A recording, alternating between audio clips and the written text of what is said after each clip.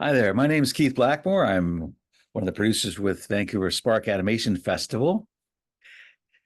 As you know, in sports and in animation, it's often the stars that get the spotlight, but it's that journeyman, that reliable team player, that animator who ensures the work gets done.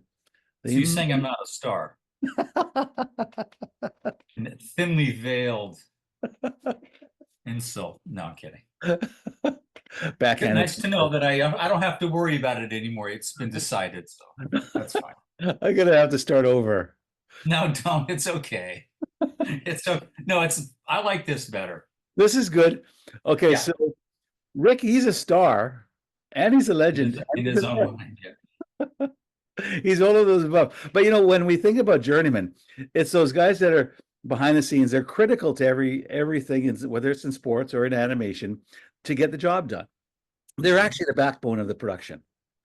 And when we look at Rick as that traditional animator, he's worked on those classic films like Little Mermaid, Beauty and the Beast, and Aladdin. And we might think of these other star animators, but Rick is there and he's renowned for that expressive character animation and that fluid movement that he brings to his work.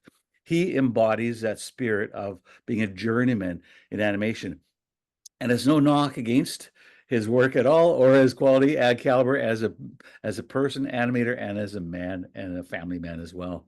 But he's that highly skilled artist that has helped contribute to all of these projects, to making them the success that they have been. And so it's our pleasure to have Rick Farmiloe with us today to talk about his career and the star power that he brings to animation and He wishes. He wishes. and all that he does. Welcome, Rick. It's a real pleasure having you join us. Thank you, Keith. You're my second favorite Canadian after William Shatner. So, Oh, there we go. Well, let's talk first. Let's go back into the genesis. How did you start in animation? What were some of the earliest projects that you started it with that shaped your well, the way I started was it's like an old-fashioned story of meeting the right person at the right time. And I met Bob Clampett, who I know you know, legendary animator director Bob Clampett, back in the mid late 70s. I'm from the Bay Area, so it was up in San Francisco.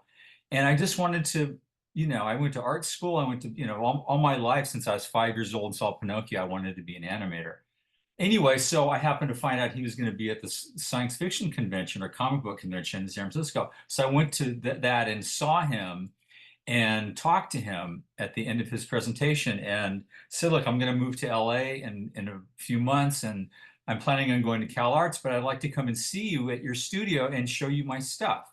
yeah. And so he said, sure. He says, when you get moved down there, just give me a call. He gave me his phone number and come and see me and I'll look at your stuff and let you know what I think. So that happened, and I went to his studio. This is back when he was on Seward in Hollywood, Mhm. and he really liked my stuff a lot. I did a film, a little, a 16 millimeter, film lasted a couple of minutes that I did in art school, and he loved it. He thought it was great, and said, "Oh, this is really great, and you really have a lot of talent." And anyway, so he invited me to a Christmas party that he was having. This is about 1978, I think, and Grim Natwick was there, and Hugh Harmon, and Rudy Eising, and all these legendary Oh, guys that he. wow. And I was just like, it was just thrilling for me, to meet these legends.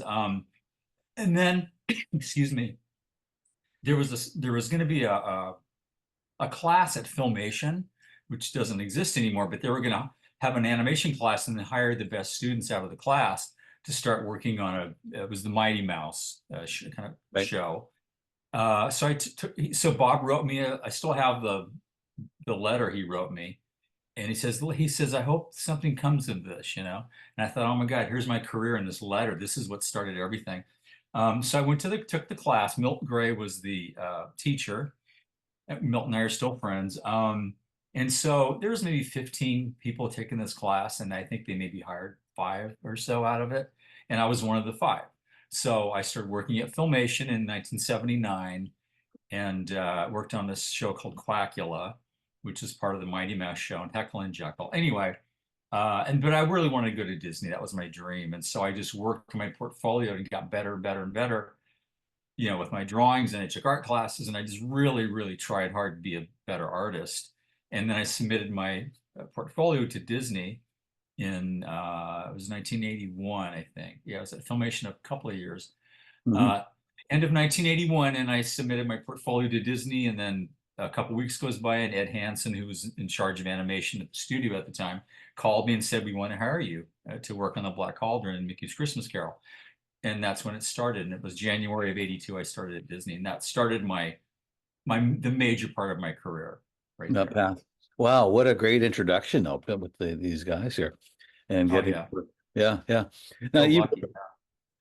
you you worked at a number of various films. I should say you worked on various films and studios. How do you adapt to different animation styles and that director's vision? Well, at Disney, it wasn't very difficult because there was sort of that sort of style that even though it varied from film to film a little bit, there was a certain thing that the studio that the designs had that they were very similar in their philosophy. Like the eyes were very important, expressions were very important. And so that wasn't so hard to adapt it to different directors because the style, that drawing style didn't change a lot, nor did the entertainment philosophy. It was the same sort of Disney. It was the Nine Old Men. Yeah, They created it, and when I started, they were still around. Most of them. Milt never came back. He went to move back up to Northern California. He never stepped foot back in the studio. So I never got to meet him. But and John Lounsbury had passed away, and Les Clark had passed away, right, but the other guys were still around. And I saw Willie Reitherman within like 20 minutes of starting at the studio. He came walking down the hallway, and I'm like, oh my God. right. He just kind of walked by me and winked and said, hey, and just, like no big deal. But Frank and Ollie would give us lectures pretty regularly. And Eric Larson was still there, and he was our mentor. Right. Um, Ward Kimball would come by all the time and do lectures. Mark Davis.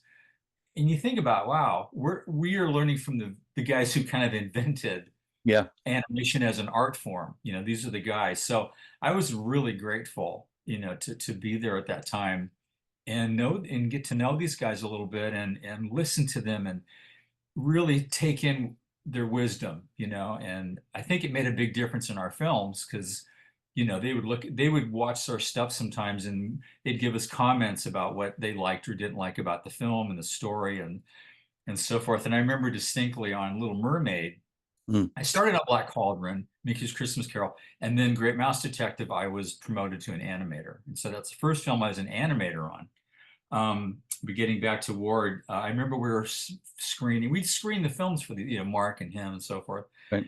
And he watched the film, the rough cut of it, and we started asking him questions. And John Musker and Ron Clemens are the directors. They're kind of asking what he thought. He starts talking about certain things, and then he just kind of like he does this little kind of turn. And he goes, I don't know why you care what us old farts think. He said, you guys obviously know what you're doing. You don't need us. You don't need us to give you our okay. You know what you're doing. And I thought that was like pretty huge. That he was like, why do you care what we think? You guys know what you're doing.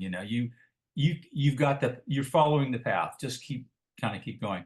But That was a really huge moment, I thought, for us to hear that from him. we're all seeking our parents, advice or not Approval. Yeah, yeah, approval, yeah. exactly, approval. And in Yeah, that sense, they are our animation parents. They were the yeah. lights. I mean, they're, as Isaac Newton said, we're standing on the shoulders of giants, right? 100% true. Yeah, Exactly. That's how we looked at it. yeah. We took it really, I think, I mean, personally, I think we all took it seriously when we'd watch a rough cut of the movie, and some of it was animated, some of it was still storyboards.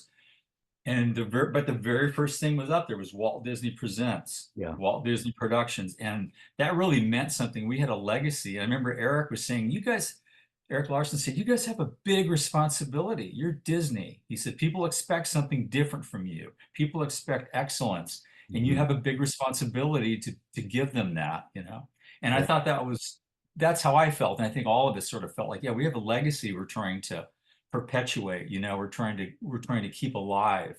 And Yeah. we want to make films Walt would have been proud of, not films, what would Walt say here? What do you think he would tell us to, not that, but just our work.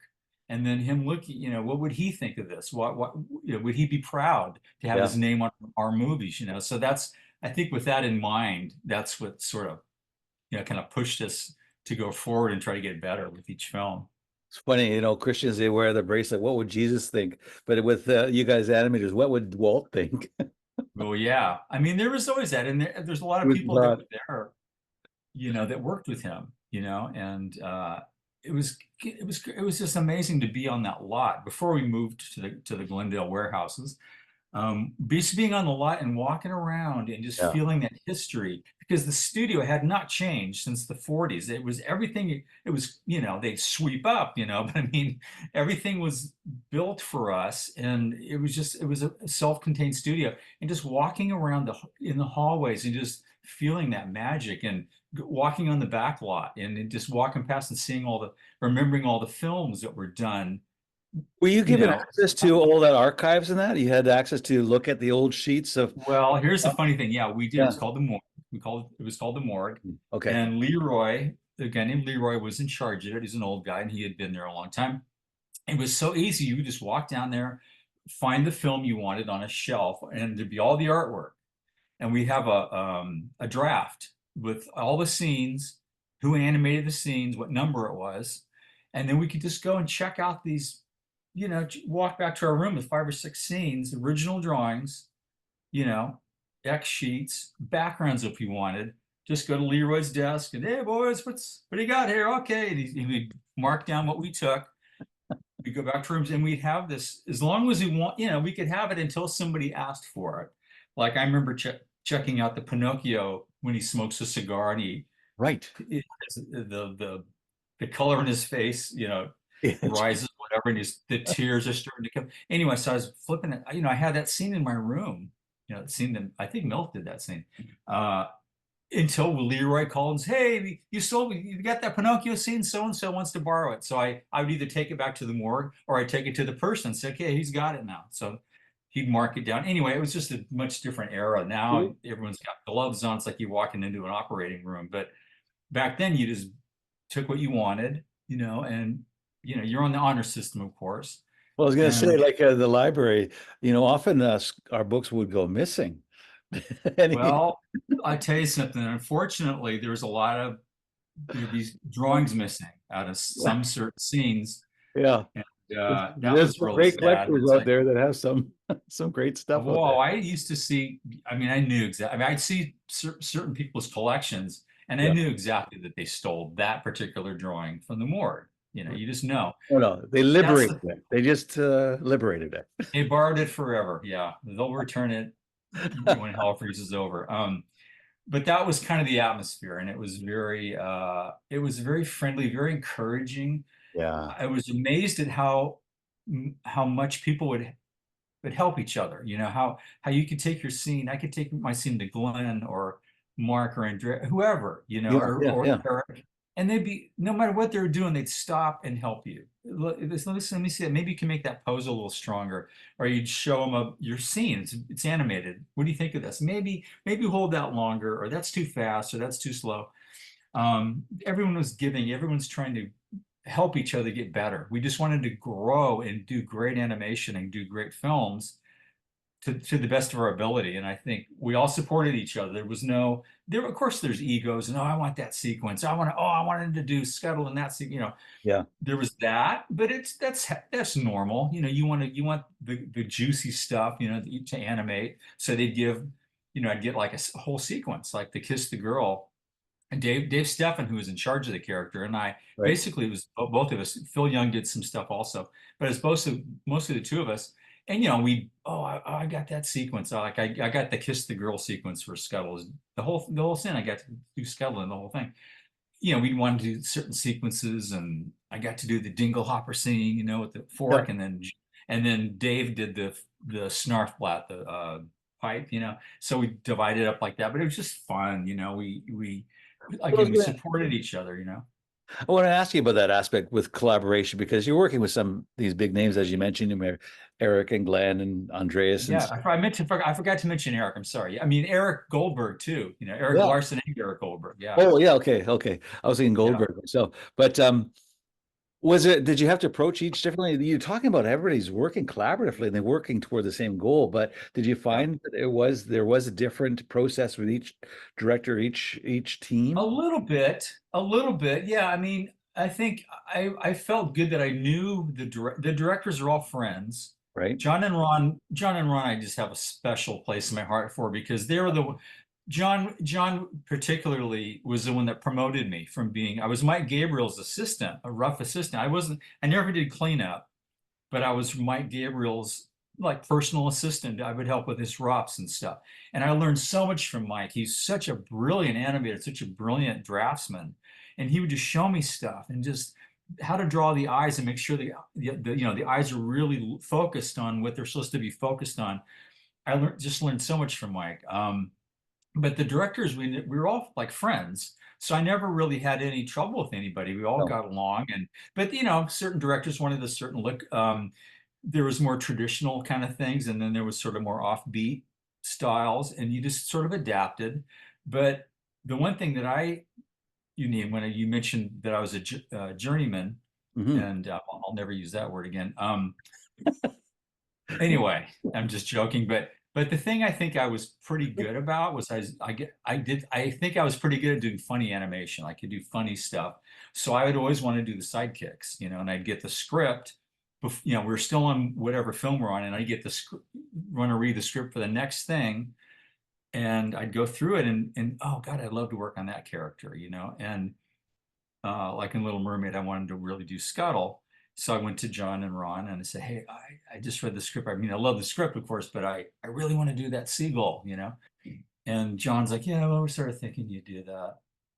Every single time I want to like to do the monkey from, in Aladdin. I'd love to, and John's like, yeah, we're sort of thinking you'd cast you doing the monkey. So it always worked out. I always get to do the character I wanted. And I think the reason, and not just in my case, but I think the reason they were agreeable most of the time to giving animators what they sort of had an affinity for was because they would do a really good job and they put a lot into it.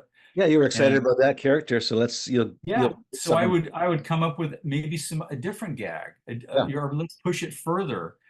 Let's have my Wilbur in Rescuers Down Under when he lands at the airport. How about if he's wearing that bra? They trip him with the bra. How about he's wearing it? I would come up with how can we make it? We were taught plus everything you get, right. make it better. Ed Gombert, for instance, did brilliant storyboards. They were great as they were, but let's see, how can I make this even funnier than what he came up with? So that was always the goal, is to plus everything. Yeah, yeah, Um, and as far as that collaborating, just a real quick example is please. there was a scene that I was animating Abu on where Jasmine and Aladdin are up on the roof. This is kind of early in the film, and they're all talking about how rough their life is, and oh, no one listens to you, and Abu's got the apple, and he just wants to leave. He doesn't care about this Jasmine woman. He just wants to leave. So he's kind of, come on, let's go. It's like a little kid, right? And I thought about my son, who's like 3 years old at the time, Grant. He was just like that, just like he had a little temper and, wanted what he wanted when he wanted it. And so I kind of based that particular sequence using my son in my head. But the collaboration, I did Abu in that scene. Glenn Keane did Aladdin, and Mark Hen did Jasmine. So we all collaborated and blocked out our stuff. I Right. mean, since those were the two leads, they blocked out what they were going to do, and then I put in, I drew in animated Abu around them and reacting to what they were doing. So, but if you look at the scene, it just feels like one person did it. Seamless. But that a good example of collaborating on a particular scene. And that was really fun to do that kind of thing, work with another animator on a scene. And like Ariel, Mark would do Ariel, and I would do, Scuttle, bouncing on her leg or whatever, and wondering what is that different about you, that kind of thing. And it was just fun to collaborate that way. Is there a particular scene or the piece of work that you feel is yours, where you really had a strong personal influence, despite it being the work of maybe a lot? I'll give you one example that 100%, I'd say 100% was mine. Was in Aladdin, I wanted to do the elephant when he turned into the elephant, because I love the elephants in Jungle Book, and I've always wanted to do animate elephants. John Lounsbury, my hero, did those elephants in Jungle Book, and I always thought, oh, I want to do, John Loudonsbury did those. I want to do my version of, that. Anyway, so I got to do him mostly. I said, just give me all the elephant stuff. So except for maybe 2 or 3 scenes, I did all the elephant in the movie. But there's, you know, after he's in the parade, well, there's really not much use for him anymore. I mean, he was created as an elephant, so Aladdin could come in, during that Prince Ali parade, and now he's just like, he's an elephant. What do you do with him? So there was a scene uh, where the genie and Aladdin are kind of in the jungle talking about Jasmine, and Abu is sitting over in the corner, just nothing, just hunched over. And John Musker said, just keep him alive, have him just breathe, and maybe he looks over his shoulder. And I was like, oh my God, he's not even in the movie anymore. So I was kind of bummed out, like, God, whenever I can think of something for him to do that'll be interesting. So I thought, oh, I have an idea. So I had an idea. And the idea I had was, what if Abu still thinks he's a monkey, even though he's an elephant? He still thinks he's a monkey. So what if he's trying to peel bananas? Of course, he can't peel bananas because he just has these hooves, and all he's doing is squishing them and Yeah. just throwing them over his shoulder one after another, and just like, throwing. And so I went to John with that idea. He says, "Great, we'll make a scene out of it." So instead of being this little thing in the background about this big, we cut to him, and he's got his own scene now of him. And then you pan over, and there's all the banana skins just in a big pile. But that's an example of given something and then trying to plus it, make Right. it into something a little better. So that was a way I could selfishly keep my character relevant, keep him in the movie. But anyway, that's an example of Was there a favorite character that you animated? well, I loved Abu. He was great. But I also Yeah. so he was great because he didn't talk. And it was just all pantomime. And that was Yeah. always Yeah, just very acting. visual. And that was always the point, pantomime. But I loved doing Scuttle because I loved Betty Hackett. And Betty Hackett was such a great actor and such a funny. Mm. I went to a couple of the recording sessions, and he was such a funny guy, just naturally funny. So I loved his takes, and he really got into the character. He wrote a song for Scuttle, and of course we didn't use it because we were using all of Howard Ashman songs. Yeah. But he went on the Tonight Show and sang it for Johnny Carson, and he was just so invested in the character. And I think it made the character great because he cared so much. And that made us feel good because it wasn't just a job to him. He really was wanting to embody that character. So I love Scuttle and I love Abu for different reasons, but those two are my favorites. Right. Interesting. What about challenging projects? What was the most challenging project that you worked on, and Um, how did you I over? think I think the most challenging was when I went to DreamWorks Uh, um, really early when I started there. I don't know if there are even any animators there yet. There was about 12 people at DreamWorks, and Jeffrey called me and said, "You want to come over and mhm, work on this Ten Commandments?" And at the time, what happened to me was my contract ran out at Disney after Aladdin. So I went to work on a movie called The Swan Princess for Rick Rich. And I got to do this Puffin character, which is also I loved. I mean, that's one of my favorite characters. Even though the film made about $1.50, that Puffin character was really fun. It was my character. I was the lead on it. mhm. And he was really fun. Anyway, so I was thinking about going back to Disney to work on Hercules. And then Jeffrey called me and said, "Why don't you come over and see what we're doing over here?" So I did, and he just really sold me on everything the studio was going to do and what my part could be. Like I could have a pretty big part in developing things at the studio. So that's where I went. And the first movie was not the Ten Commandments, it was called Prince of Egypt. And Yeah. he said, "You can there's a camel in this movie that's going to be perfect for you. It's really funny." And, so I decided to go to DreamWorks and work on the Prince of Egypt. And there was like I said, 10 people, 12 people at the time there. Yeah. That was a real challenging move because it wasn't a typical cartoony, what I was used to. I had Oh, to do a realistic camel. He had to be funny, but he had to be realistic. yeah. And Yeah. so having him walk and have all this stuff on him that was moving around to his body, whatever his body is doing, that was really challenging. So that whole film was a very ambitious, big, it was almost like the real the real Ten Commandments, Yeah. uh No. Yeah. To that point, because it's great. a camel that was like Disney style anthropomorphic. It was more Yes. realistic, as you're saying. Yes, and I remember Tom Cito was in Story at the time, and Mm. we were talking about gags between. It was supposed to be like this conflict between the camel and Moses. Like the camel was going to go with Moses, but he didn't want to go with Moses. Yeah. Anyway, that was sort of the setup. So they argued, and the camel would spit at him all the time and all that. And then one day Jeffrey comes to my office and says, Rick, he said this. He said that camel. He said the camel's you're doing some great stuff. It's really funny. This is good. He says, but we can't have slap. We can't have this funny stuff with the camel. We got to kind of tone it down. He says this isn't a comedy. Mhm. And I kind of sort of said, well, yeah, the Ten Commandments isn't. I think the Old Testament doesn't have a lot of laughs in it. So I see what you're saying. So we did, but I was still able to do some humor with him, but not as gag centric as it Yeah. probably would have Yeah. been. But it was the best thing for the film, and couldn't argue with him. I'm kind of disappointed I don't get to do this real funny stuff, but it's better for the film if I don't. Yeah, He really had a the tone was vision. completely different. Yeah. Yeah, and it turned out great. It was an incredible first effort for an ambitious first One effort. of my favorite Yeah, films. I hear this. I do a lot of conventions up Yeah. here at a lot of conventions, and I get so many people tell me how much they love that movie, and that's my favorite movie. Yeah. Of all the films not just favorite animated film, favorite film period. So it Oh, has a lot of people who love it. yeah, Which is nice to absolutely hear right. after all these years. Yeah, Yeah. no, I'm with you. Yeah, and that and Iron Giant, those two are my Oh favorites. yeah, Yeah. yeah. Iron Yeah. Giants. I remember seeing it and go, man, this is like the greatest film since like Peter Pan or something. It was so incredible. It was just brilliant. I'm like, God, I didn't work on it, but it's like we can still do it. We can still make great movies in animation. It was Yeah. very encouraging to see that. And it didn't have to be a musical. Yeah. No, no, it was not a musical, and I give so much credit to Brad and his team. I knew they're all friends of mine. I didn't even know what I was Of working on course. at the time, but I couldn't work on it. But a lot of my friends were on it, and I was so happy for them to be able to work on something so great, even though the budget was low and the time, they had time restraints. I got to work on the new edition of it when they Oh put yeah, out the Tim signature Duncan edition, and added. they added 3 new sequences. Okay. And Ken Yeah.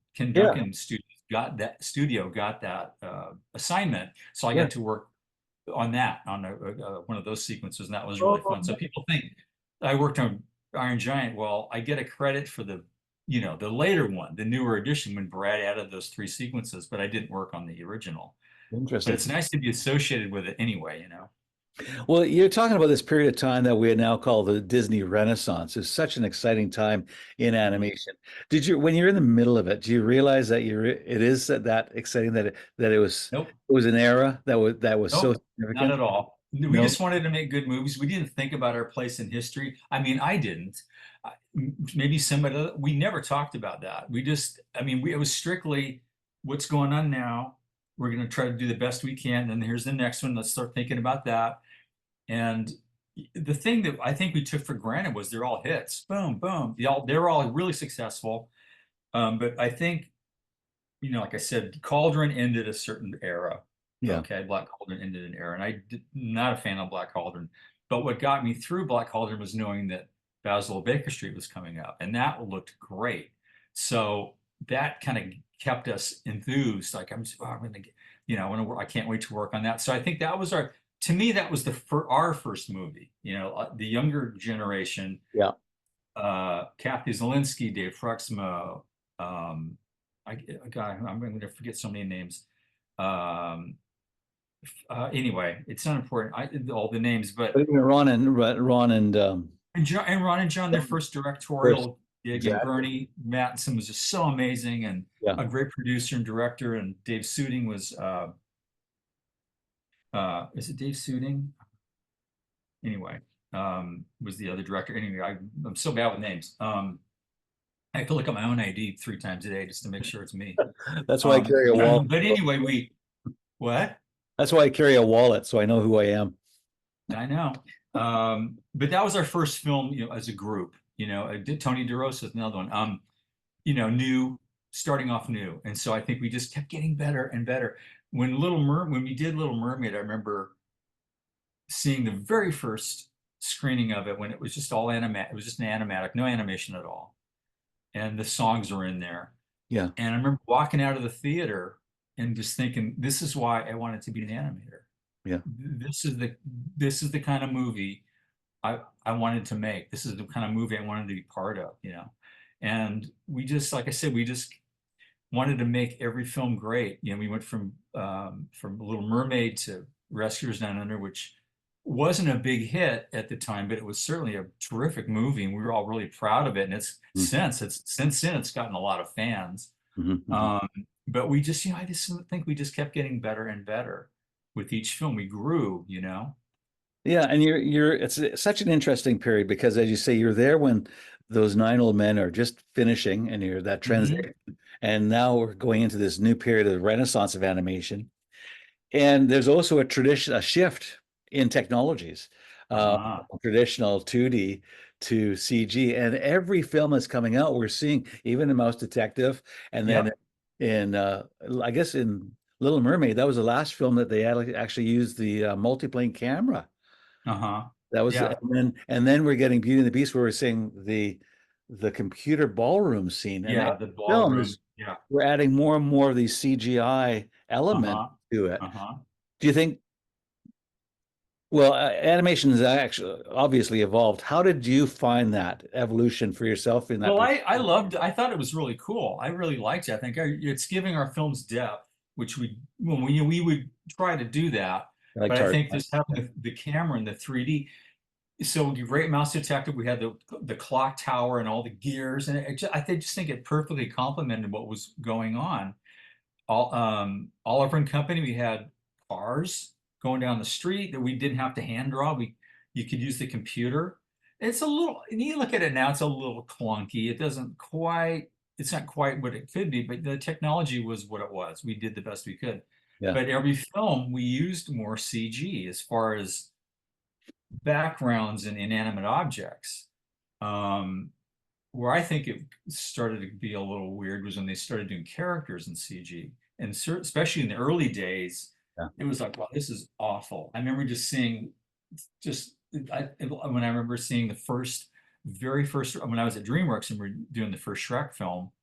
Mm, I remember because there was all drawings, and then Jeffrey said, "We're gonna. This is what he's rendered out now. He's a CG character," and there was this gigantic green head on the screen, yeah, and everybody was like, "Oh my God, that is so ugly." We were like, "Oh my God, there's no appeal." You know, it was just like this is going to be, but it was an awkward transition. We really didn't like it, but you know, I think we had to do it. I mean, it was just, you know, it's going to get better. The technology is going to get better, and that first film really works. I mean, I may not be a super fan of the animation per se because I think you know, it was the first very early, you know, example of it. But the story was so solid that it's people still accepted it, you know. yeah, So, but then, yeah, that transition was, you know, it wasn't immediate, but we grew into it, you know.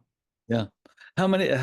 What did you transition from DreamWorks? What was your, um, Oh, wow. I was all over the place after that. I was at DreamWorks, and then I worked on, like I said, Prince of Egypt, Road to El Dorado, which was a fun film.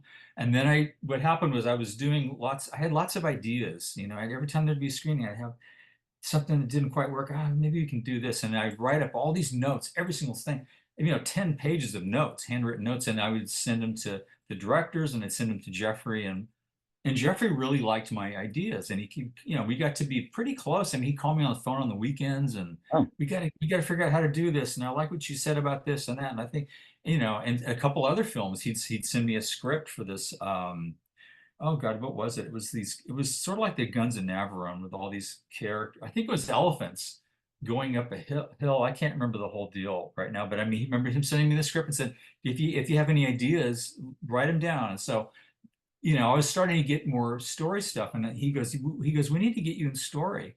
This is during Road to El Dorado. I said, well, I don't really want to get into story. I like doing yeah, story, but I want to be I want to still animate. And Jeffrey said, no one's going to miss your animation. He said, you need to get into story. And he was just adamant about it. So I said, okay, all right, or I'll do it. So I transitioned into story. is that And what there's a couple Shrek? other, pardon me? Which film was that for? Well, that was for Shrek.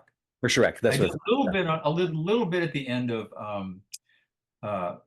Road to El Dorado, a couple of sequences, but they weren't used. It was the film was running too long, so anyway. So then did story on Shrek, just miscellaneous stuff. They had already had their story team set, and I just kind of would throw in gags here and there. And then there's a film about kangaroos, and then there was Tortoise in the Hare, which was going to be a stop motion film with Aardman, combined production with Aardman. That didn't go. So I eventually, my contract was up at the end of whatever I was on. And then I left. I went to Klasky Csupo to work on a Rugrats movie. And I was a sequence director on Rugrats Go Wild. Wow. And then I just, I went into TV for a bit. I just did different things. Yeah, I was going to say, I wasn't sure if you had done episodic. You did some television though, right? You I did. did a little bit of TV. I did the first thing I did was a show called what's it called? Thornberries? No. No, it was oh God, Camp Lazlo. I did a show Okay. called Camp Lazlo. It was only on a couple of years, I think. But I did storyboards on that. Then I worked on, worked on the Simpsons movie and the Curious George movie and just different. I forget. I mean, I forget half the stuff because they said, "Oh, you worked on this." I did. I don't remember. Well, You that's worked on She-Ra. You worked on She-Ra. I said, "No, I don't think I did." No, your name's on the credit. All right, whatever. I did it. Anyway, so there's just different things. I went to Filmation for a little bit. I had like a 3 month layoff in between Great Mouse and Oliver and Company while they redid the story. So I went back to Filmation for about 3 months, and I think that's where I worked on She-Ra. Anyway, but then jumping ahead after Camp Lazlo, what else did I do? I can't remember, but um, the coolest thing in TV I did was animating on DuckTales a couple of years ago. The new oh, DuckTales. I was an in-house hand-drawn animator, which is kind of unheard of, but they wanted that kind of quality. And I met with Susanna and Matt, who are the showrunners, and Kat, and anyway, a bunch of people. And I said, you want me to do hand-drawn animation? I was doing, by this time I was not on paper doing animation on paper. I was working on a Cintiq. I was still drawing, yeah, but yeah. I was animating on a Cintiq using TV Paint, which is, I like TV Paint. So I said, you really want me to? They said, yeah, we want you to animate. You'll be in-house. You'll do redos of stuff that comes back from overseas. And if you want to redo it, you'll do it. And my friend Kat was the other retake animator. She was, she'd been there a while, so it was kind of new to me. I said, "Do you want me to? You want to look like TV, like TV animation, or do you want me to make it look like feature animation?" They said, "We want you to make it look like feature animation. That's why we hired you. We want it to be really, really great animation. We want this film to animation to look great, and that's why we hired you. We want you to bring that Disney thing, that Disney quality to it."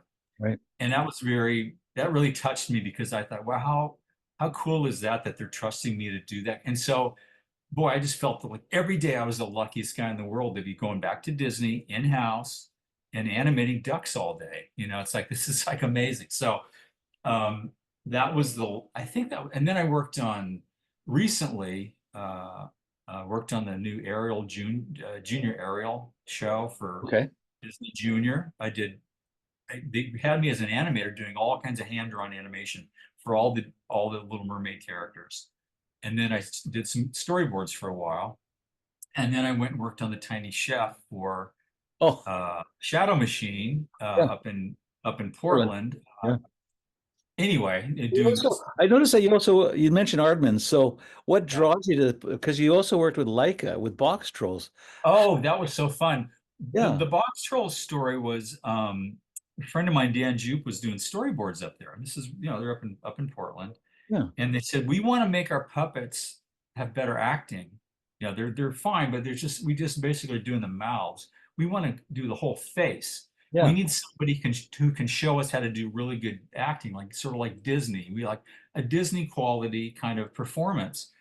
And Dan said, well, my friend Rick can do that. He's a really good animator. You could have him come up and do that. So they called me and said, would you like to do this? And I said, well, I wasn't real keen on moving to Portland, first of all, but I said, well, I'm interested, definitely interested. Let's talk. And so they said, well, we'd like you to come up and for a week and just draw the characters because they're really tricky. They're not traditional Disney characters, they're offbeat, as you know. The art, the Leica style is very different.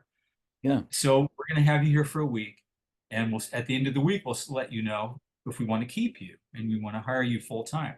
And so I said, okay. So I flew up there. I mean, I got up at 4 in the morning or whatever. Flew up there. I was really tired, and so they put me in this room downstairs, and they gave me a bunch of model sheets and sort of gave me some samples of what to do. So it was Monday, and I was really tired by it. They said, okay, we'll start working on it. We'll give you a week. We'll come in tomorrow to sort of see how you're doing and make any corrections and if you're going the wrong direction with that. I said, all right. So I worked all day.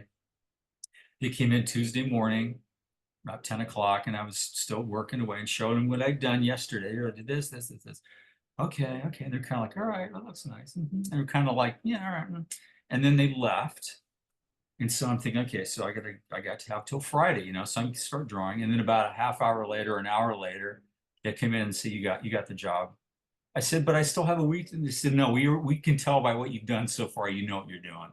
And you're able to capture this style. So that's it, we're done. We're gonna hire you. So what I ended up doing was, because my daughter was still in school, and so I didn't want to leave, I couldn't leave for 9 months. So I would go back and forth. I went up there for 2 weeks at a time, come back to LA, but I'd still work when I came back down here. I'd still, because it was all digital, or it wasn't digital, I'm sorry, it was on paper. Right. But I would do different views of the faces and put eyebrows and expressions and head tilts and things like that to make it more expressive. Interesting. And that was really fun working on the box drawings. Interesting. Super fun. And they used my stuff, it was cool. I gotta just pause this for a second. We talked about this place in history as far as the transition 30 years ago from 2D to CGI, and we're seeing a change now where more technology is coming in, and the sphere of AI. And we saw, of course, this past year. What's your thoughts on that and your reflections? And when you look at the past and looking forward, Well, there's always, I think technology is always going to continue to evolve. That's not a bad thing at all. I mean, it's going to continue to make things different, maybe easier, maybe not as good. I mean, it's hard to say. I think AI is still so new. I haven't really liked what I've seen, what it's done so far. I mean, I'm impressed with the fact that it can do stuff, but I'm not super happy with the end result. I really don't like the philosophy of they're just going to take everybody else's work and turn it into theirs. I mean, I really don't like that. The fact that the first word's called artificial should tell you something, But I think in the end, artists are still going to be, I think we're still going to win because we come up with this stuff. The computer can't think of ideas. It can only take the ideas and do stuff with it and turn it into something. And that's never as good as, I think, a human's fresh idea and a fresh drawing. No, I agree completely. Yeah, I mean, that's the Yeah. one thing we have is creativity. There's creativity. Computers, they're not creative. I mean, No. they can only do what you tell them to do Yeah. with the information you give them. They don't just say, hey, I have this great idea. Computers just don't do that. No, no. You That's know, that's the thing is there's creativity and there's technology, and a creative person can use technology, right. but not the reverse. And No, when I exactly, look at what's exactly. happening, like it's like you have an original voice, a musician has original voice, artists and such, they'll have an original voice. And to me, it's like shouting into a valley. What comes back is an echo. That's what artificial Right. intelligence is just an So echo, but it's your original there's voice. Yeah, there was a guy, I forget who it was. I wish I could remember. He was at the Annie Awards and he won an award. And I forget what his position was, but he's fairly high up. And he compared AI to bad karaoke. And I'm like, yeah, man, that's exactly what it is. It's bad. I don't know if there's even good karaoke, but that's kind of redundant probably. But he said it's bad karaoke. I said that's pretty brilliant. He put it that way. I mean, we'll see. We'll see what happens. That's the thing, and things are changing so much. Like you were living it was such an exciting time in the '90s into the 2000s. Mhm. Animation in prime time, like you said, with The Simpsons, and even getting things like Cartoon Network, Nickelodeon, um, all these feature films now, not just with Yeah, Disney, but DreamWorks and others. And it was an explosion. yeah, Now, we see the shift into social media. And Uh-huh. have you seen, for example, how do you see social media affecting animation? Well, I think what's cool about it is people can make their own films. Mhm. That's one huge thing. It's like when I was, when we were younger, and Yeah, starting out, yeah, you could make your own film, but man, you'd be painting cells and hanging them in it would be the most analog, you know, yeah, bare basics way to do something. And now every couple of days some guy does a 2 minute. It looks great, it looks professional, slick, and they've done it just at home on their own stuff using all these great tools we have now. I mean, I know how to use some of them, but a lot of them I still need to learn. But it's amazing that you can do stuff on your own now, and you don't have to pay a bunch of other people. You just do it, and then you show it. And I was working on this show called Hell of a Boss. yeah, It's an internet series. It came from another project called Has Been Hotel. And I didn't know anything about any of this jazz, yeah, nothing. But I was hired to do some 2D animation for this other Hell of a Boss for a Christmas special. Okay. We wanted Disney animator to do that really nice animation. So they hired me. And it's just really offbeat stuff, but it's really popular. And I think now it's actually a streaming show. But when yeah, I was on it, it was a YouTube thing, strictly a YouTube thing. And everybody in the world knew what it was. I had never heard of it, but people are, when I'm teaching, I teach also, telling yeah. my class all my credits, and they're like, yeah, Little Mermaid, yeah, da, da, da. And when I mentioned this other thing, Hell of a Boss, oh my God, you worked at Hell of a Boss. Did you work on so and so and Solus and all these? I said, I don't know. I don't remember their names. I didn't see a show. I just animated. It was fun. The characters were really cool, but I don't know what you're talking. But again, there's an internet thing. Okay, it's a Yeah. YouTube, but it was huge. It was really huge. So I think that's a really cool part of things is that people can make their own films now. Exactly. Students can make their own films, and adults and professionals can do their own stuff. So yeah, so the tools have become democratized. It's much easier than when we were kids, to the Yeah. idea of making an animated film. Yeah, forget it. Analog, Uh-huh. mechanical, electrical world. But Uh-huh. doesn't necessarily that we're getting to see great animation. Do you think there's a place for t learning to be that classical animator, to be that hand-drawn animator? I mean, you switch from a pencil to a stylus with your Right. but do you Well, think I there's think for I animators? sure hope so. Yeah, I sure hope there is because that's what I'm teaching. I'm teaching classical animation. So let's hope people want to keep doing it. I mean, my students are so enthusiastic. I have huge classes. Everybody wants to do it. There are some people that like to do CG, and that's cool. I've always felt they could both exist. Um, but there's always it seems like there's always I'm always working on stuff, 2D stuff. Yeah. So there's definitely projects out there. I still am waiting for like a 2D feature. Now, I think Klaus was a very good example of a Yes. really well put together feature that looks great, great animation, great story, and it did pretty well. But I think something needs to be huge. Something needs to be big. I also worked on. I can't neglect this. I worked on Wendell and Wild with Henry Selick and did Right. the same kind of things I did at Box Trolls, only I did a little more because Henry wanted a bunch of experimental animation with the Wendell and Wild, those two characters. So Yeah. I did a whole bunch of pre stuff. You just here's some dialogue, just animate it, just do weird because there were these flat characters, yet they had to have depth. So it was like, well, okay. But anyway, I was able to do it, and it was such a great experience working with Henry. He's such a brilliant guy, and he Yes. really liked my stuff a lot. I really did gave him what he needed, and I felt really good about that because sometimes he may not be so specific exactly, but he knows when he sees it, if it's what he wants. So I got to do that. And that's another way hand-drawn animation can be used. It was a Well, stop motion film, but they needed some hand-drawn animation. And when I worked on the Ariel show for a little while, for those months I did, I was drawing over CG stuff. I was plussing the expressions and the acting. So it's like there's so many places where 2D can be still utilized to yeah. make whatever you're working on, even better, Yeah. and that's real nice. And that's gratifying that people still want to use people like me to do that, you know. It's interesting. So the role of the animator is really evolving, and as well, how we access animation is evolving as well. The way Yep. we're digesting it. I know with Yeah. social media, like the way YouTube is going, it's going to be just like one of the regular channels we watch: ABC, NBC, CBS. It's that Well, format which we digest. exactly. Yeah, Exactly, it is. Yes, exactly. Yeah. I mean, there's YouTube TV, right?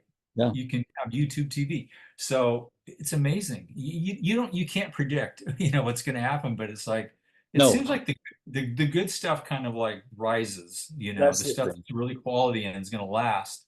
That seems to rise, and the other stuff just kind of goes, That's the thing. so. Put the technology in the hands of a creative, and then you'll see where it's going to go. Well, So exactly. Yeah, yeah, yeah, let us run things a little bit and yeah, have input, and yeah, we can make whatever your idea is even better because we're coming from a good place. We're coming from a creative artist, yeah, yeah. place. So, Is there anything that excites you today that in the state of animation that well, I just, good films always excite me, and like I said, I think that being able to use hand-drawn animation in some of these CG projects is exciting. And I think I have just as much enthusiasm for animation as I did when I was like 18, yeah. when I was just starting to kind of like, I'm going to start doing my own stuff. And when I see a really good film, the other night we saw Piece by Piece. Oh yeah, Uh, Paul Williams. that thing, like, that's awesome. It's Legos. It's like, Right? who would have thunk, Legos to be telling Pharrell Williams' story. Yeah, He wanted it, and talking to him, he was like, I just wanted it to be something different because I want to tell my story, which is really fascinating, with Legos. And they're like, okay. And the studio said, okay, we'll do it. I mean, they didn't fight him on it. They said, all right, if that's the way you want to do it, we're going to do it. So went to a screening and he was there and stuff. And that it just, who would have, it's emotional. right. They're Legos. They're like, I don't have any Legos here, but I Yeah. mean, they're these So, little so things little that stuck Paul. together. And you're like, oh my God, this is so heartwarming. You're like, these are toys. And we're like reacting this way. I Um, know, I know. so It's it's funny, crazy, but when that's I talk to my. exciting. Sorry, go ahead, Rick. No, that's exciting to me when you do Yeah. something like that. I mean, who would have thought that Yeah, that would and work? yeah, and recently I saw the Wild Robot, and that's just a Oh gorgeous. yeah, I Yeah, still need to see that. I have not heard anything but great things about it, and I love Chris. He's a great filmmaker, yeah, yeah, great storyteller.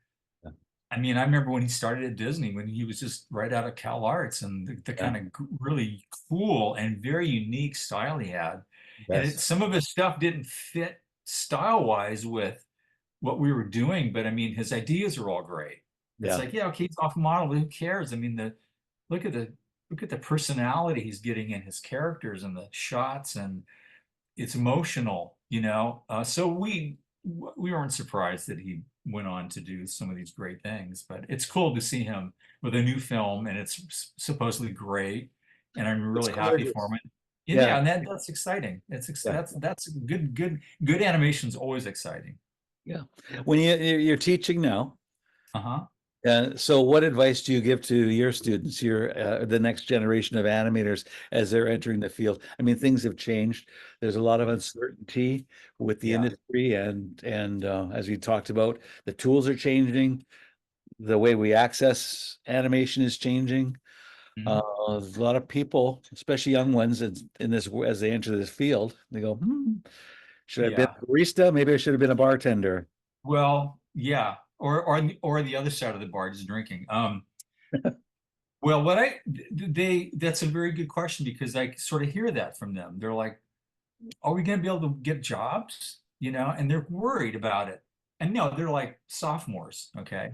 And I teach two animation classes down at Laguna Beach College of Art and Design. That's a real mouthful, but it's a really great school, and there's a lot of ex-Disney, you know, uh, Alumni. artists, animators teaching there. So we're kind of teaching these fundamentals that we learned. I Yeah, said the things I'm giving you guys are things Frank and Ollie told me, and uh, Ward Kimball and Mark Davis. and Eric Larson.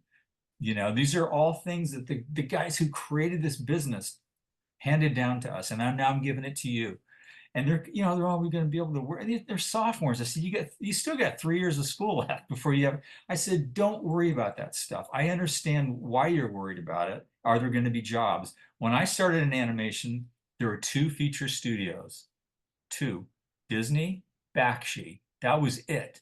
Yeah. And I didn't really Oh, want to do the Bakshi stuff. I really admire the guy a lot, and I really do. And he's made some really cool films and did him his way, and I really admire that. But I mean, it was pretty small, the industry, if you remember. It was a cottage industry, and like you don't have there's not a lot of opportunities. There's TV studios, and that's where a lot of people started. But Saturday morning feature stuff. Yeah. studios, they're just Yeah. Bluth hadn't even done a film feature yet. So there wasn't that. And these my students are worried about. I said when I started, there was nothing going on, but I didn't worry about it. I just figured I'm just going to do the best I can. I'll get in somehow, and that's kind of what happened with me. I just worked really hard. I took a chance. I took the opportunity. Oh, I'm going to go talk to this guy, or oh, they're hiring here. Oh, yeah. You just take the opportunity. Take the risk. I said I don't want you to worry about that. The animation world goes up and down. It just goes up and down. It's not going anywhere. It's too popular. There's way too much money to be made for the studios to say we're not doing this anymore. Now maybe they're not successful, but the industry is always going to want to see more animation. They just whenever something like Wild Robot comes out or something else that makes tons of money, Yeah. people want to keep doing it. The Reminds guys with them. the money want to keep spending money to make more money. So I just say, please don't just worry about being really good. Just try to learn as much as you can from whatever I'm giving you and the rest of your teachers and books, and just learn as much as you can and be as good as you can and be versatile, be able to do a lot of different things. If you just Yeah. want to do one thing, it's going to be a little tougher. If you do a lot of different things, you're good at a lot of stuff. That's more opportunity for you. So And I'm I just finding try to be encouraging. I'm finding that when I talk to TikTok animators, YouTube animators, and my students, I mean, we talked about this aspect, how the platform and how we access animation is changing. That's the open door for them. I mean, and Yeah. now because as we mentioned before, those tools have become democratized. You had to knock physically on the door of Disney. You Uh-huh. had to physically knock on the door of Bakshi to get in Yep. there with Filmation. Now those Uh-huh. doors, no, you have the digital tools at home Yeah. and you just start creating. And Right. with your school partners, those two or three or four people, you can have your own studio. That's the difference today, and Uh-huh. that's what we're seeing the success. And I love that idea too. Um, but I think that's where still goes back to story. That's where the strong stuff comes out. Yeah. Story and character. Doesn't matter about the type of animation, right? Look at No. Don Hertzfeld, just stick figures, but it's story and character. 100% correct. That's Yeah. very wise what you said. And that's exactly how I feel. Like I said, the first Shrek, I don't, the animation's not very good. It's CG. It's the first very early CG, not terribly fun to look at, but that story works so well.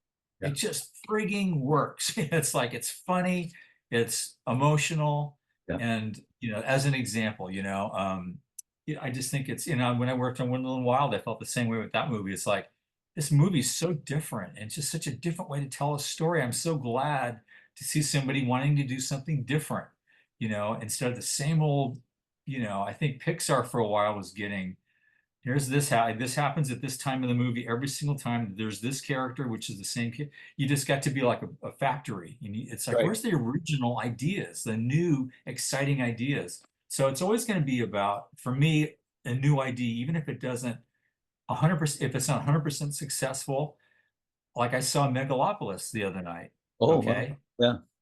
It is insane. It's an insane movie and it's brilliant. You're watching for the first half hour going, what in the hell Yeah. is going on? You're just kind of puzzled by it, but it's so visually incredible that Yeah. you're with it. And then it kind of gets to where, okay, now I'm understanding what this is, where this is going. Yeah. And it's an amazing movie. Yeah. Yeah. I realize it's not for everybody. There's people who are going to go, I couldn't Oh, yeah. follow it. It's too weird, whatever. I get it. I understand that. But for me, it worked. And I was just like, thank God there's a guy who will do that. I That's mean, brave enough. Yeah. that's Coppola. I mean, he's going to do whatever the hell he wants. He directed the greatest movie ever, the two greatest movies ever. He can do whatever he wants, and I'm going to go see it. So I'm kind of grateful that there's a guy out there. He says, I'm just going to make my movie the way I make it, and here's my points I'm going to make, and accept it or not. But you're going to go on a journey. It's going to be an adventure. So Yeah. that stuff's really exciting to me when there's that kind of thinking around. I like that as well. It's exciting. When I think of teaching as well, when I think because I try to focus, I teach history of animation, but Hmm. at the same time, I'm always emphasizing story and character. But I Yeah. I always say, well, they're there to learn animation, but it's not the animation school. This is the Vancouver Storytelling School, and Yeah. how you choose your medium to tell that story is up to you. You can choose it in Right. Lego or stick figures or live action Yeah. Uh-huh. or or an animation, but it also does come down to that story. Yeah. Um, you've had a long lasting career. What else would you tell a student when you look at this period of time? Any specific advice you'd just say? I mean, I tell my students to kind of embrace everything, look at everything, try to learn as much as you can, try to be really versatile. Um, don't get down about it. The other thing is, I think, because we're different. We're animated. I tell people, I say, we're different from most people. We have a lot of my students have issues. They have there's autism a little bit. There's Yeah. different anxiety. There's these different complicated things. And I said, when I was your age, we were just called nuts. We were just called nuts. We didn't, there was no clinical understanding what was going on. You just had to get through it. And you feeling anxiety? Well, tough, let's go. But nowadays people are a little more understanding and stuff. And I said, we're just different. As artists, we're wired different, but don't let that get you down. You're different. We all are different. When I was a kid, my parents just thought I was nuts. They just, you want to do this for a living. And my mom was a painter, so she understood my artistic bent, but she, and my dad especially was like, you need to be a lot more logical about this. And he's a businessman.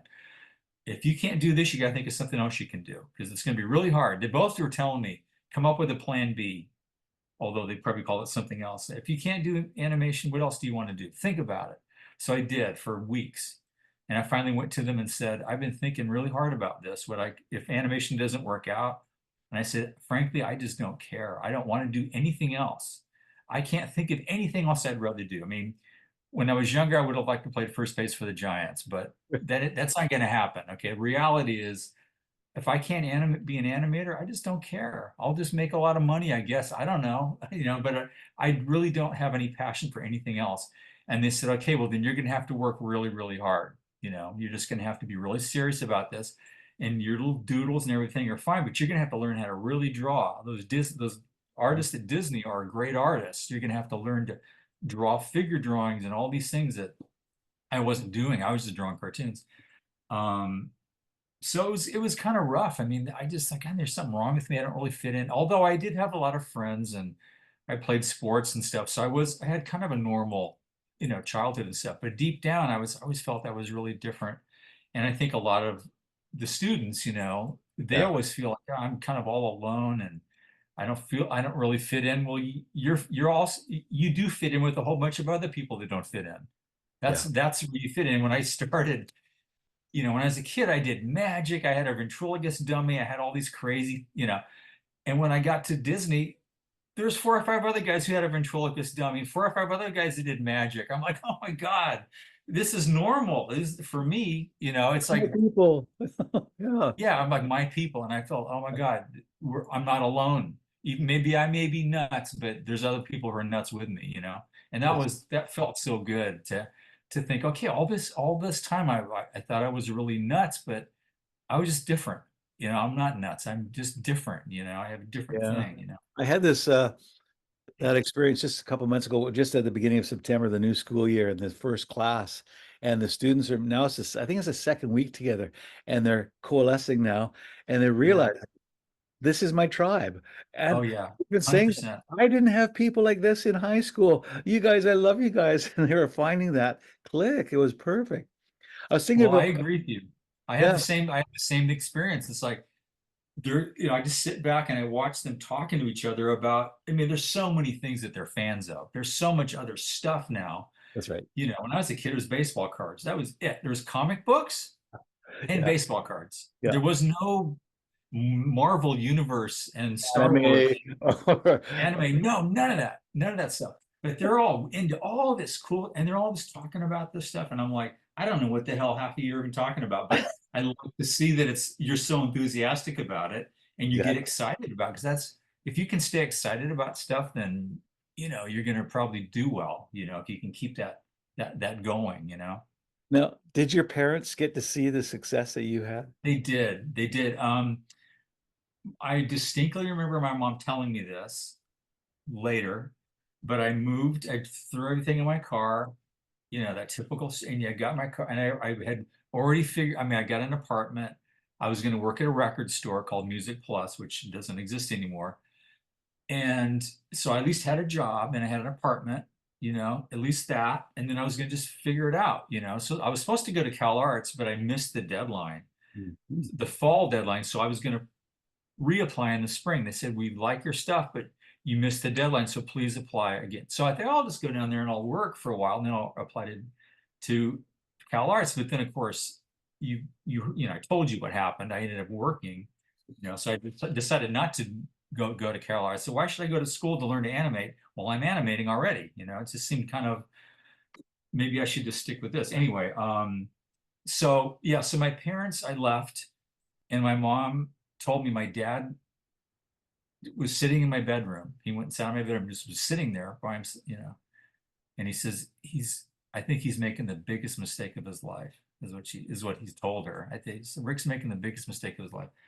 Anyway, so, but they never, I didn't hear about this till Yeah. later. But anyway, so then I started working at Filmation and had shows on TV. And here's all the Quackula shows coming on, and I did this scene, this scene, this scene, and my mom taped them all in this is a VHS back in that era, Yeah. and was taping them all, and they couldn't have been prouder. They were thrilled that I was working and doing so well and enjoying it. They were just very proud of me. And of course, when I went to Disney, that was another went up another notch. Like, oh Great. my God, you actually realized your dream. You actually made it happen. So that was really cool. And I just look at it as, they wanted what was best for me. And I think all parents do. They want their kids to be okay. And they don't want them to be in a risky business, be in a risky Oh, position. that's natural. Sure. May not work out, but you just have to kind of encourage them. So I tell them, anyway, the long answer to your question is that I said, don't let anybody discourage you. Don't let your parents, Yeah. your friends, anybody discourage you from what you want. I said, just be have a vision of what you want, and don't let any outside distractions stop you from doing it. If you get there and you don't like it, that's another story. If it wasn't what you thought it was going to be, that's another story. Then you can make a left turn and do something else. But I said, don't, it's so important to not be discouraged, because I was a little bit discouraged, and not 100%, but I wasn't as encouraged as I probably should have been. I think I would have been in better shape had I had that support of, yeah, this is great. Yeah, just keep going. But it was more like, are you sure you want to do this for a living? That kind of stuff. But anyway, it worked out, but it's only because I was stubborn, and I didn't mind my parents. You know what I mean? My room is a mess. My mom and I fought about my room being messed all the time. I just did kind of what I did, and suffer the consequences. But I just think it's important to stay on that path, and Yeah. really, you got to really go for it. I mean, it's difficult. There's no one way either. There's a No, lot of different ways to get to where you want to get to. But I just think it's important to tell them, don't don't get discouraged. Just, it's going to be tough. It's hard work. You're going to get tired and like, oh, what am I doing this for? But don't let other people get in there and mess that up for you. Just yeah. try to stay focused. It sounds almost like my advice for my students, exactly, because Oh, the good. same thing, Rick, is that I ask how many people, how many of your parents would prefer that you're in another career? Oh, all of them. Oh, All of they them. Yeah. you're in real estate or banking Uh-huh. or an engineer, a doctor, or a dentist. My mom thought being an architect would be the Yeah. thing. She goes, "Why don't you be an architect? Yeah. And you can make plan." And they make. She goes, "They make a lot of money. You're still drawing." Yeah. I said, "Yeah, I got a ruler. I got a ruler, and I'm drawing with a ruler, and I'm drawing little plants, little bushes." I said, "I Yeah. don't want. That's not funny. They're I want to creative. do stuff that's funny." Yeah. So, Yeah. I mean, it would have made sense to be an architect, I guess. But I just Yeah, they didn't don't even. always get it, but they support you because they're loving parents, but they don't. Yeah, And then when we find that our people in that tribe, they get it, and and they they get it. keep They that fire burning, keep that fire and they going. see how happy we are. Yeah, Like, yeah, I can. Your dream has come true. You couldn't be happier. yeah. When you look back at your career, what are you most proud of? Um, I guess. Oh boy. I think that I worked really hard. I did the best I could. Um, I think I think mostly my career at Disney is what I'm most proud of.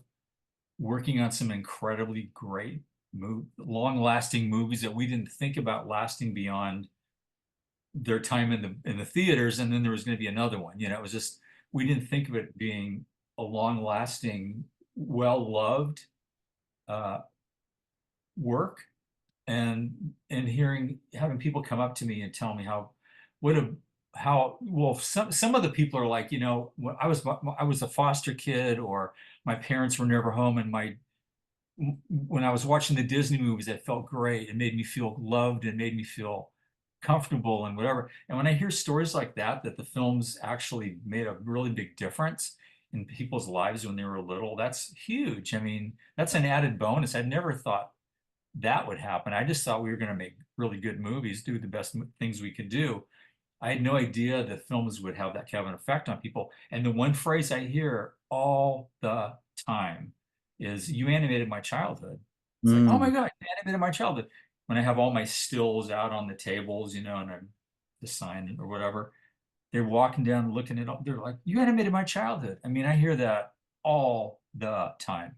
And that's just that one sentence is really gratifying. It's like I entertained kids, and adults too, but for it to have lasted this long, it's like, wow, that's something I hadn't counted on.